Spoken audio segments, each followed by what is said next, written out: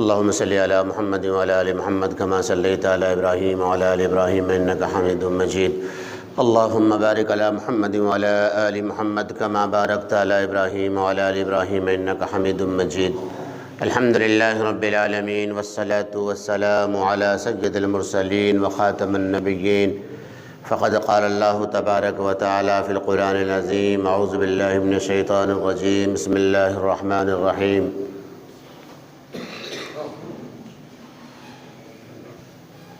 حامیم الکتاب المبین انا انزلناه فی لیلۃ مبارکۃ انا کنا منذرین. صدق اللہ العظیم. عزیز ساتھیو، قابل احترام میرے بزرگوں، پیارے پیارے بچوں، یہ شعبان المعظم کا مہینہ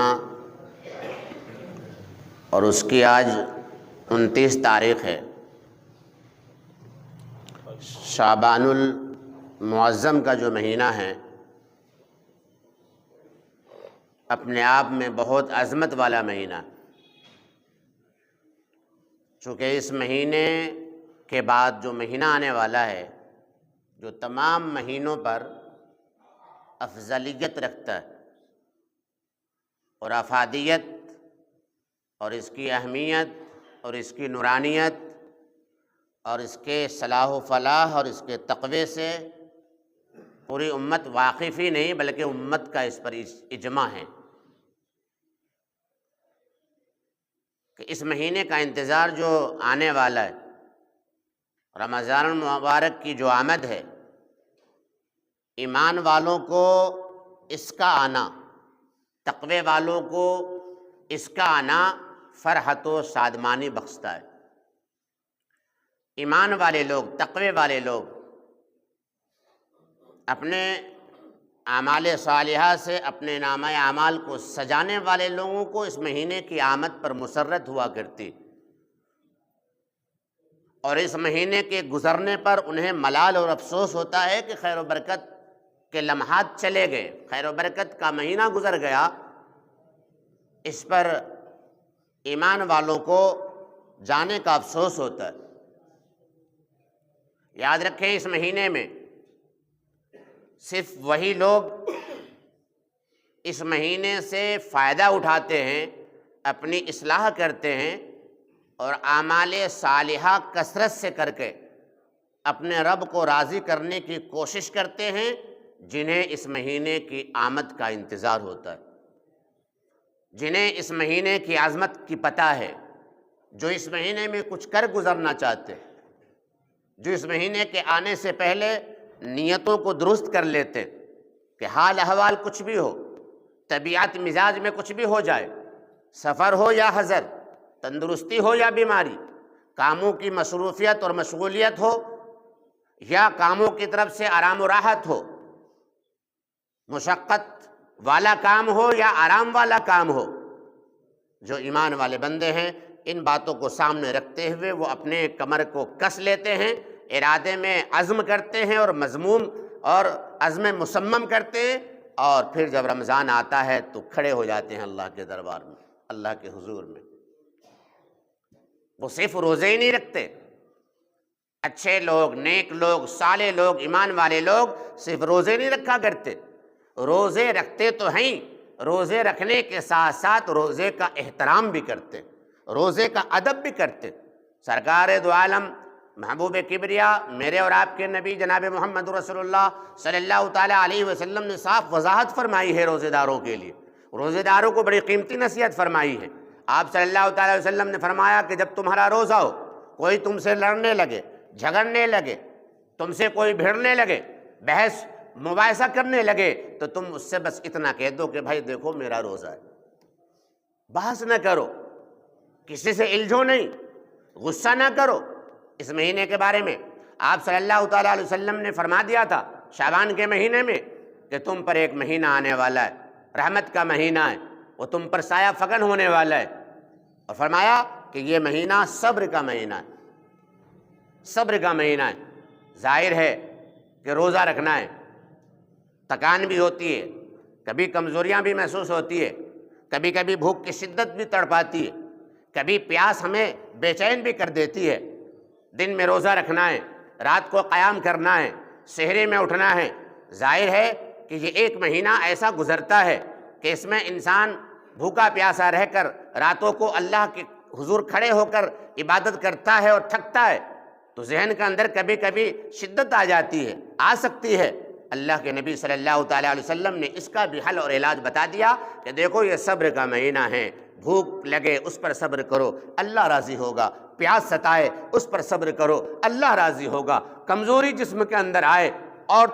تمہارا جسم ڈھیلا پڑنے لگے، قدم تمہارے اس طرح سے جمنے سے بچ جائے جو عام دنوں میں تمہارے قدم جمع کرتے تھے، پیر تمہارے جواب دے جائیں، صبر کرو، صبر سے تمہارا اللہ راضی ہوگا، اور صبر کا بدلہ جنت ہے، صبر کا بدلہ جنت ہے۔ ایک دن بھر کا تھکا ہارا انسان، ایک مزدور، ایک لیبر، ایک دکاندار، ایک بزنس مین، ایک کاروبار، ظاہر ہے کہ صبح سے لے کر شام تک روزے کی حالت میں وہ اپنی دکان چلاتا ہے، مزدور مزدوری کرتا ہے، کاروبار کرنے والا کاروبار کرتا ہے، وہ بندہ بھگا ہوا گھر آتا ہے، دسترخوان سجاتا ہے، اللہ کی نعمتوں سے افطار کرتا ہے، اور افطار کر کے ابھی ذرا سا وقت ہوا تھا کہ مؤذن پکار کر کہتا ہے اللہ اکبر اللہ اکبر، اللہ سب سے بڑا ہے، حی علی الصلاۃ، آ جاؤ نماز کو، حی علی الفلاح، آ جاؤ کامیابی کی طرف، تمہارے رب نے تمہیں بلاوا بھیجا ہے۔ اللہ الصمد، ایک مسافر، ایک پردیسی، ایک تھکا ہوا انسان، ایک مزدور، ایک کسان، ایک تاجر، ایک دکاندار، دن بھر کا تھکا ہوا اور بدن نڈھال ہو رہا ہے کمزوری اور تھکاوٹ کی وجہ سے، لیکن اللہ کی پکار کو لبیک کہتا ہوا وہ بندہ مسجد میں آتا ہے، پارے، 2 پارے، 3 پارے، 4 پارے، مختلف جگہوں پہ مختلف انداز سے تراویح ہوتی ہیں، تراویحوں کو سنتا ہے، اللہ کے کلام کو سنتا ہے۔ اچھا، تراویح سننے کے بعد پھر گھر جاتا ہے، ابھی کروٹ بدلا ہی تھا کہ سحری کا وقت ہوتا ہے، وہ بندہ اٹھ کر پھر کھڑا ہو جاتا ہے، سحری بھی کرتا ہے، اللہ کے نبی کی سنت کو بھی زندہ کرتا ہے، اور پھر اللہ کے حضور اس سحری کی برکت سے اسے 2-4 رکعت نماز تہجد پڑھنے کی توفیق بھی مل جاتی ہے۔ وہ تنہائی میں بیٹھ کر سحری تو کرتا ہے، تنہائی میں بیٹھ کر اپنے اللہ سے آرزو لگاتا ہے، اپنے اللہ کو دعائی دیتا ہے، اپنے اللہ کو پکارتا ہے کہ اللہ میں نے دل میں روزہ رکھا، اب رات کو تراویح پڑھی، نمازوں کی بھی پابندی کری، اے اللہ ہم سے تراویح میں جس طرح آپ کا مقدس کلام ہمیں سننا تھا، جس ادب سے سننا تھا، اس ادب کے ساتھ ہم آپ کے کلام کو نہ سن سکے، اے اللہ میں آپ کا مجرم ہوں، مجھے معاف فرما دے۔ ایک روزہ دار آدمی افطار کے وقت دعا کرتا ہے، سحری میں دعا کرتا ہے، تنہائی میں بیٹھ کے سسکتا ہے، اللہ کے حضور بلکتا ہے اور یہ کہتا ہے کہ اللہ آپ نے ہمیں روزے کا حکم دیا تھا، میں نے روزہ رکھا، لیکن یا اللہ میں روزے کا ادب نہ کر سکا، روزے کا مجھ سے احترام نہ ہو سکا، اللہ روزے کا مجھ سے حق ادا نہ ہو سکا، اب میں نے اپنی آنکھوں کی حفاظت نہ کی، کان بھی محفوظ نہ رہ سکے، زبان بھی محفوظ نہ رہ سکی۔ اللہ سے کہتا ہے اللہ میں نے روزہ تو رکھ لیا ہے لیکن بہت ساری کمیاں ہیں میرے روزے میں، اے غفور الرحیم آپ کمیوں کے باوجود بھی ہمارے روزے کو قبول فرما لیں۔ میرے بھائیوں، کرنا بھی ہے، ڈرنا بھی ہے، جو کرا ہے اس کو بچانا بھی ہے۔ روزہ صرف بھوکے پیاسے رہنے کا نام نہیں ہے، کسی اور کا روزہ ایسا ہو سکتا ہے لیکن مومن کا روزہ ایسا نہیں ہوتا۔ جب مومن کھانے سے رک جاتا ہے، مومن جب پینے سے رک جاتا ہے، مومن خواہشات نفس سے جب رک جاتا ہے تو اس کے جسم کے تمام اعضاء اور پارٹ پرزے کا روزہ ہوتا ہے۔ پیٹ کے ساتھ ساتھ ہمارے جسم کے سارے اعضاء روزہ رکھتے ہیں۔ ہمیں اپنی آنکھوں کا بھی روزہ رکھوانا ہے، اپنے کانوں کے بھی روزے رکھوانے ہیں، اپنی زبان کا بھی روزہ ہمیں رکھنا ہے، پیروں سے بھی روزہ رکھنا ہے، ہاتھوں سے بھی روزہ رکھنا ہے۔ وہ کیسے؟ روزے کی حالت میں میرے بھائیوں میرے عزیزوں، اگر میں قسم کھا کے یہ بات کہوں تو میں حانث نہیں ہوں گا، ایک روزے دار ایک مہینے میں روزے کی حالت میں اپنی نگاہوں کی حفاظت کر لے، خدا کی قسم یہ ایک مہینے کی پابندی نظر بد سے اپنی آنکھوں کو جن لوگوں نے بچایا، موبائل پر اباہی تباہی دیکھنے سے اس مہینے میں جس نے اپنی آنکھوں کی حفاظت کر لی، انشاءاللہ اس کی برکت اگلے رمضان تک یعنی بعد کے 11 مہینے تک وہ اپنی زندگی میں محسوس کرے گا۔ اگر ہم نے 11 میں ایک مہینہ رمضان المبارک کے اپنے کانوں کو گانے سننے سے، فحش کلام سننے سے، بری باتیں سننے سے، غیبت سننے سے، بد کلامی سننے سے اگر ہم نے اپنے کانوں کی حفاظت کر لی تو یاد رکھیے یہ ایک مہینے کی ٹریننگ آپ کے 11 مہینے کام آئیں گے۔ 11 مہینے تک آپ بری چیزوں کو نہیں سن سکیں گے۔ اسی طرح اپنے زبان کی حفاظت کرنی ہے، بولیں تو خیر بولیں، نہیں تو خاموش رہیں۔ میرے بھائیوں، رمضان المبارک کا مہینہ آنے سے پہلے جب شعبان کا مہینہ چل رہا ہوتا، جیسے اب شعبان کا مہینہ چل رہا ہے، ہمارے بزرگ صحابہ، اللہ کے نبی صلی اللہ تعالیٰ علیہ وسلم کی وہ نورانی جماعت جنہیں ہم صحابہ کہتے ہیں رضی اللہ عنہم اجمعین، صحابہ، بزرگ صحابہ شعبان میں ہی پورے مہینے کا اعتکاف کی نیت کر لیتے۔ اکابرین صحابہ، بزرگ صحابہ رمضان کے چاند دیکھتے ہی مسجدوں میں ایک ایک مہینے کے اعتکاف کی نیت فرما لیا کرتے تھے۔ اس مہینے میں جو تاجر لوگ ہیں، جو مالدار صحابہ ہوتے، وہ اپنے مالوں کا حساب لگا کر زکوٰۃ نکال کر اس مہینے میں ہی رمضان کی آمد سے پہلے زکوٰۃ کی تقسیم شروع کر دیتے، تاکہ وہ مزدور لوگ، وہ مجبور لوگ، وہ نادار لوگ، وہ بیوہ، وہ یتیم، وہ مسکین جن کے پاس افطاری کا انتظام نہ ہے، جن کے پاس سحری کا مکمل انتظام نہیں ہے، کھانے پینے کا انتظام نہیں ہے، لباس جوڑے کا انتظام نہیں ہے، رمضان المبارک کے لیے اپنے زکوٰۃ کی رقم سے وہ مکمل تیاری کر لیں۔ حاکم لوگ، افسر صحابہ، افسر حاکم جو صحابہ ہوتے،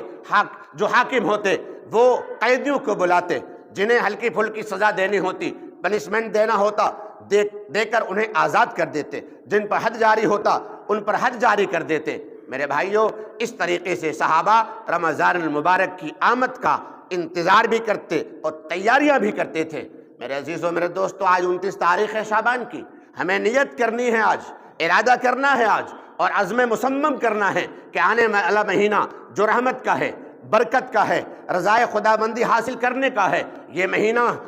اس مہینے میں گنہگار سے گنہگار بندہ بھی بخشا جاتا ہے۔ اس مہینے میں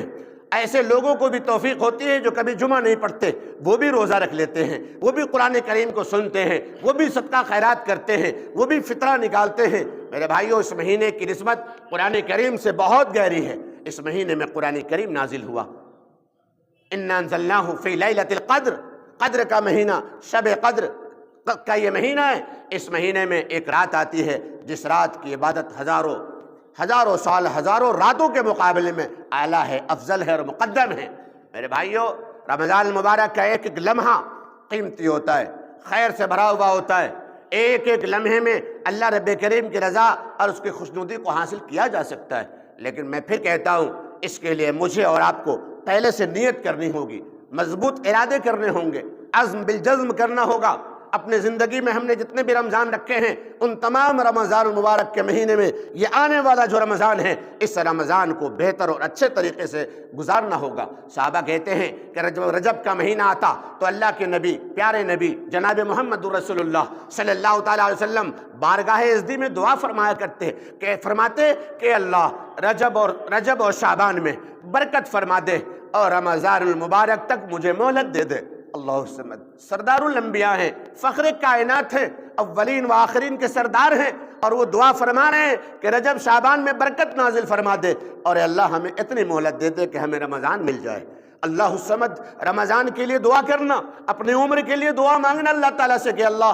میری اتنی عمر کر دے کہ میں آپ کے اس رمضان کو، پورے مہینے کو مکمل روزے سے سجا سکوں، قرآن کریم کی تلاوت سے سجا سکوں، ذکر، اذکار، تسبیحات، عبادت، ریاضت، بندگی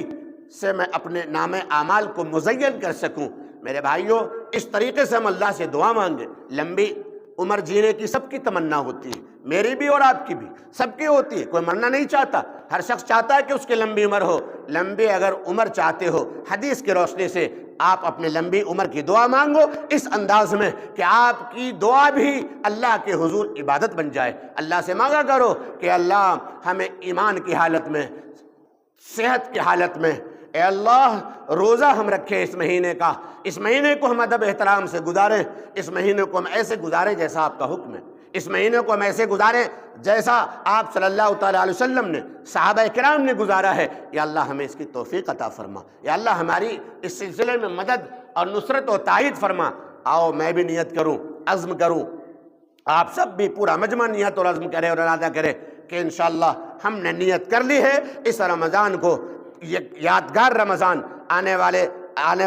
مہینے کو ایک یادگار مہینہ بنا کر پچھلے تمام مہینوں جو رمضان کے ہم نے گزارے ہیں ان سے افضل اور مکمل کر کے انشاءاللہ اس کو گزاریں گے۔ کوئی گناہ نہیں کریں گے، کسی طرح کی نافرمانی نہیں کریں گے، اور 24 گھنٹے دن رات کے پورے مہینے انشاءاللہ اللہ کی اطاعت اور بندگی اور تقوی طہارت کے ساتھ پیارے مصطفیٰ نے جس طرح گزاری ہے انشاءاللہ ہم بھی عزم ارادہ کرتے ہیں، ہم بھی اس مہینوں کو اسی طرح گزاریں گے۔ اللہ رب کریم مجھے آپ کو سبھی ساتھیوں کو اس مہینے کو ادب کے ساتھ، احترام کے ساتھ، محبت کے ساتھ، عشق کے ساتھ، رضائے خدا بندی کے ساتھ، اطاعت و بندگی کے ساتھ گزارنے کی توفیق عطا فرمائے۔ آمین ثم آمین۔